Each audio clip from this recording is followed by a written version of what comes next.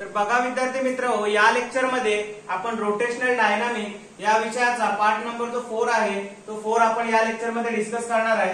त्यामध्ये uniform circular motion आणि non uniform circular motion हे आपण कंपॅरेटिव्ह वेने स्टडी करणार आहोत। तर बघा डेफिनेशन काय सांगते, speed of the particle is a constant that is omega constant. म्हणजे युनिफॉर्म सर्क्युलर मोशन म्हणजे काय की ज्या सर्क्युलर मोशन मध्ये किंवा सर्क्युलर मोशनचा हा असा प्रकार आहे की ज्याच्यामध्ये अँग्युलर व्हेलॉसिटी आहे ती कशी असते, कॉन्स्टंट असते। बघा डेफिनेशन काय, speed of the particle is a constant that is omega is equal to constant.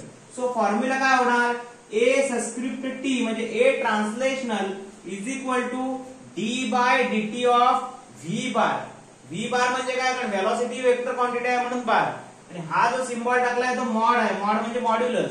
Modulus मध्ये तुम्ही +2 लिहिलात तरी ते प्लसच राहतात आणि -2 लिहिलात तरी ते प्लसच होतात। म्हणजे बघा, आणि ए आर म्हणजे काय, तर a rotational is equal to v square upon r is not equal to 0। म्हणजे ट्रान्सलेशनल ऍक्सिलरेशन आहे ते नेहमी युनिफॉर्म सर्क्युलर मध्ये 0 असतं आणि रोटेशनल ऍक्सिलरेशन मात्र 0 असत नाही। म्हणून a net is equal to a r होतं। बघा की युनिफॉर्म सर्क्युलर मोशन म्हणजे काय, तर युनिफॉर्म सर्क्युलर मोशन म्हणजे डेफिनेशन असे आहे, speed of the particle is a constant that is omega is equal to constant. So a translational is equal to d by dt of v bar is equal to 0।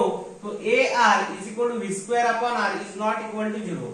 So a net is equal to ar। तर त्याची figure कशी काढलेली आहे बघा, त्याची figure आपण कशी draw केलेली आहे, हे आपण सर्कल कन्सिडर केलं आणि इथे ए ट्रान्सलेशनल आणि ए नेट हे नेहमी काय असतं, इक्वल असतं। त्यानंतर आपण पाहतोय नॉन युनिफॉर्म सर्क्युलर मोशन म्हणजे काय, speed of the particle is not constant that is omega is not equal to constant. at is equal to d by dt of modulus मध्ये v bar is not equal to 0, ar is not equal to 0।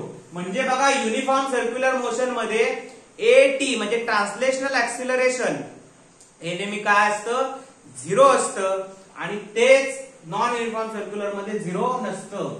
त्यानंतर ar is not, दोन्हीकडे ar हा कधीच म्हणजे rotational acceleration ar हा दोघांमध्ये सुद्धा 0 होत नाही। सगळा जो फिनॉमिनन आहे तो ट्रान्सलेशनल वरती अवलंबून असलेला पाहायला मिळेल। A net is equal to r, a net bar is equal to a r bar plus a t bar. तर विद्यार्थी मित्र बघा की जो तुमचा नॉन युनिफॉर्म मोशन आहे तर या डायरेक्शनला जर तुमचं ए रोटेशनल असेल तर या डायरेक्शनला तुमचं ए नेट असतं आणि या डायरेक्शनला तुमचं ए ट्रान्सलेशनल असतं। म्हणजे ए नेट ही कसली बेरीज असते, ए रोटेशनल प्लस ए ट्रान्सलेशनल। विद्यार्थी मित्र या रोटेशनल डायनामिक्सच्या तिसऱ्या भागामध्ये मी इथेच थांबतोय आणि याच्या पुढच्या भागामध्ये आपण याचे महत्त्वाचे कॉन्सेप्ट्स आहेत ते आपण डिस्कस करणार आहोत। धन्यवाद।